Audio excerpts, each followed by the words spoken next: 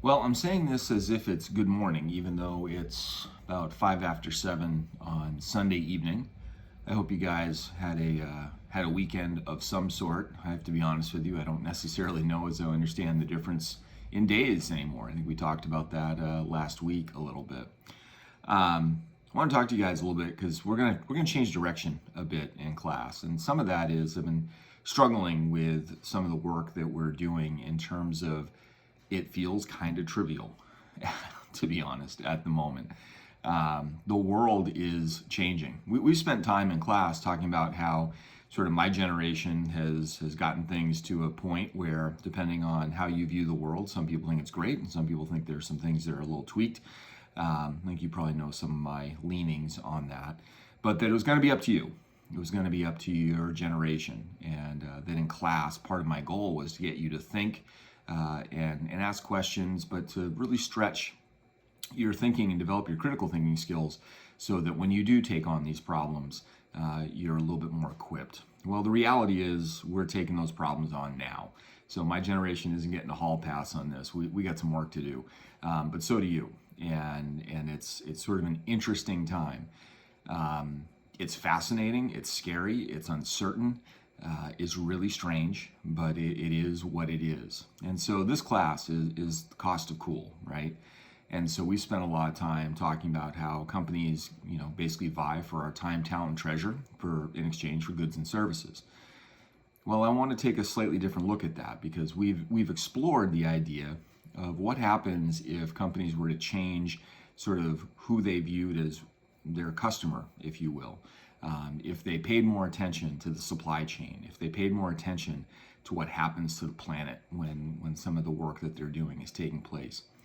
There's an article that you're going to read from Fast Company that sort of dives into this a little bit. I got to be honest, it sort of stopped me in my tracks a little bit because I've been thinking a lot about some of the stuff we've talked about with Patagonia and whether or not it's real or not in terms of is it just a marketing ploy or do they really believe that?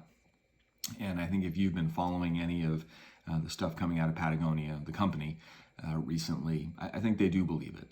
And I think they were on to something. And I think they were on to something that the rest of us are going to have to sort out. And we're seeing it happen around the country. We're seeing companies do things that, as you'll read in the article, were unimaginable just a little while ago in terms of how they're taking care of employees, how they're shifting manufacturing to support a common cause.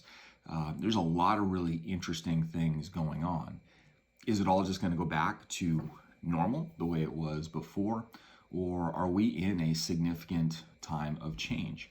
I don't know the answer to that. Nobody does. And so guess what, guys? You are on the cutting edge of this topic. Nobody has the right answer. All we have are a lot of questions and the opportunity to see what we can do to be a part of whatever these solutions are. There is a book that we are going to start working through. It's a book we've talked a little bit about. It's called This Is Marketing by Seth Godin. So I'm going to send you a couple chapters that you can start working through. Hoping my cat doesn't try and walk through this shot. But we're also going to, we'll see if we can get the entire book over your way relatively quick. So look for an email from Miss Dutton to have that come into your Kindle app on your iPad. But Godin's primary premise is the idea that marketing is something that we do to solve problems. And so we're going to take a stab at that. And we're going to think about this. So all the work we've done to this point, I think, lays good baseline. I still want you to finish your 30-second ad about yourself and some other things. But I've been taking probably the last 24, 36 hours to think about sort of a redirection for this. I'm excited about it. At the same time, I'll be honest with you, I don't have a 100% clear direction as to where this is going to go. But I know what we have in this class in terms of horsepower. I know what we have in terms of curiosity. I know what we have in this class in terms of people that do care. And I've seen that. I've seen comments you guys have made recently on various posts. I've seen the way you've rallied towards each other. Some of you have even brought me to tears with some of the things that you are going to miss or that you are missing or what you could do if you came back to class. So I'm not going to let that go to waste. We're going to get to work. We're going to start thinking about what it is that we as people can do to sort of move things forward, but in an economic system, in capitalism, but in whatever this newest version looks like. because the cost of cool has changed. What is cool has changed. What those costs are have changed. And it's changing in real time right in front of us. So I think this could be a really interesting sort of exercise. So I'm going to send you this article, and I'm going to set up a discussion on Schoology that we can go back and forth on. We're going to do a Zoom call on Tuesday and get everyone on board, and we're going to continue to discuss the article. There'll be some follow-ups to it. But what I would also like is if you come across some pieces of news, because I'm guessing you guys are spending a fair amount of time on the internet, if you come across some other articles that are along the lines of what I sent, or maybe even they contrast it, it doesn't matter, share them. Let's crowdsource this and see what makes sense. What are the companies that you like? What are they doing? I can remember, I think it might have been Dawson mentioned, the lacrosse helmet company that's making face shields. It would be really fascinating to understand how did they jump to making those changes and those adjustments.